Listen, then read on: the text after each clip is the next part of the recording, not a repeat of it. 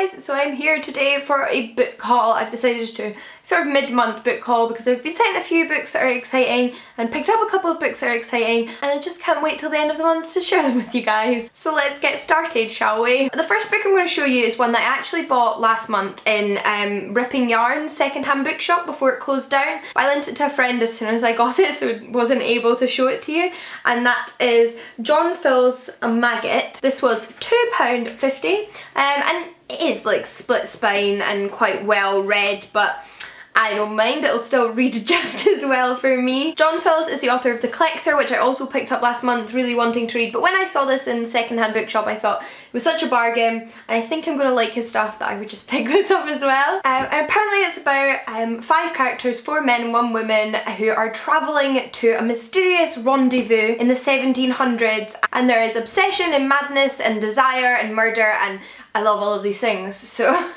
in books that is, so I'm looking forward to reading that one. Another book that I picked up for myself is John Burnside's Something Like Happy. Now this is a collection of John Burnside's short stories. I've now read 2 of his novels and own a third, but I haven't read any of his short stories, so I am so excited to try this format of his writing because I love it so much. I've reviewed both the books I've read by him and I'll link them down below, but he writes quite like psychological, disturbing tales, so I'm hoping this is just like lots of little ones, and I'm going to try and read this month actually because it might be kind of Halloweeny. This is published by Vintage Books. I picked this up when I was with Lorna from Suddenly Lorna because she was up visiting in Edinburgh.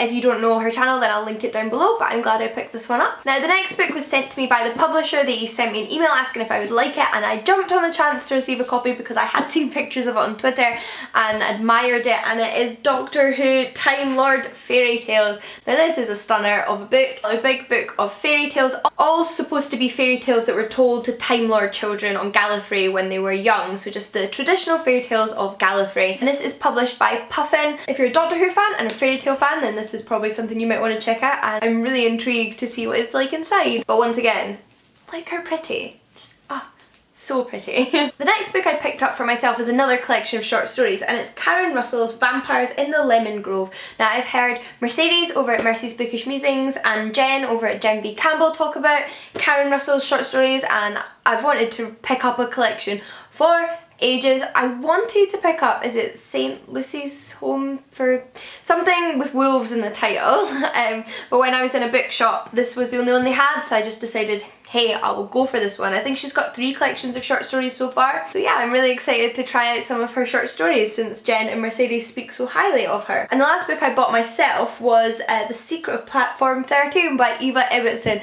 This is one of my all-time favourite children's books.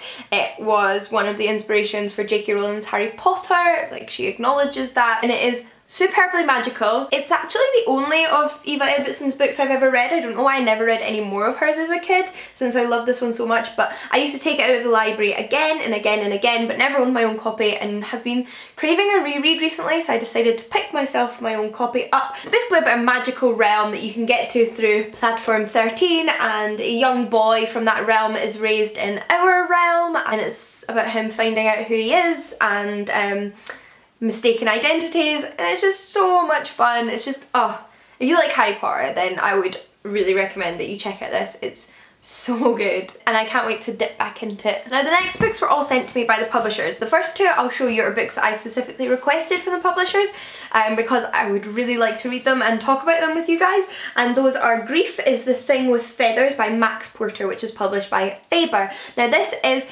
a book based on Ted Hughes' poetry collection The Crow, which my lovely friend Jen gave to me for my birthday, and I absolutely loved. It's one of those poetry collections that is simultaneously fascinating and beautiful, but horrific and disturbing at the same time, and very bleak. And that collection is about all of the kind of creation myths and kind of journey of the world and the universe, but told from the perspective of a crow. And this story is about a family whose mother dies, so the father and the 2 sons are trying to cope with their grief, and they meet this crow who becomes a big part of their life. So interesting to see. Apparently it's quite lyrical itself, and it's just over 100 pages, so I'm sure I'm going to zoom through this one. And the next book I requested from Faber is Arcadia by Ian Pears. I have to say that Jen is responsible for this as well. She picked it up and I read the description and it just sounded wonderful. It is a It is a chunker though. I'm just going to read you the first sentence because this isn't particularly what intrigued me. It says,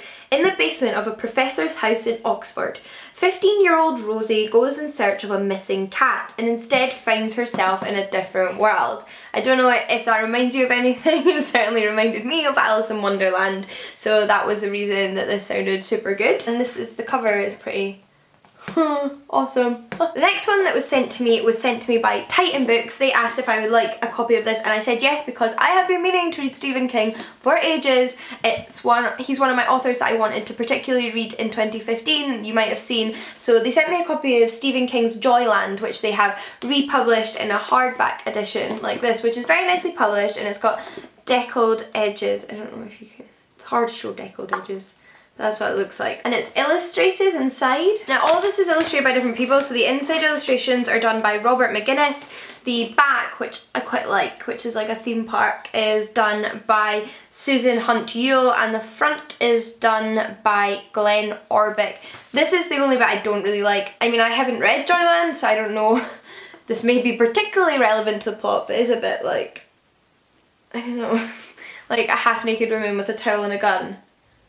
But then that could be like a major plot point for all I know, but I'm undecided about this front cover. But I'm excited for the book inside, and I do think it's not common to see a nicely published Stephen King books. They're usually quite like mass market paperbacks, and I do think this is quite a nicely published edition, and I have wanted to read Stephen King for the longest time. And last but certainly not least is a hunker of a book, and it is This Beast, which is the bumper book of Peanuts, published by Canongate. I am sure you all know what Peanuts is. It is the comic series which features Charlie Brown and Snoopy and Woodstock and Lucy, and this is just a massive compilation of some awesome Peanuts comic strips.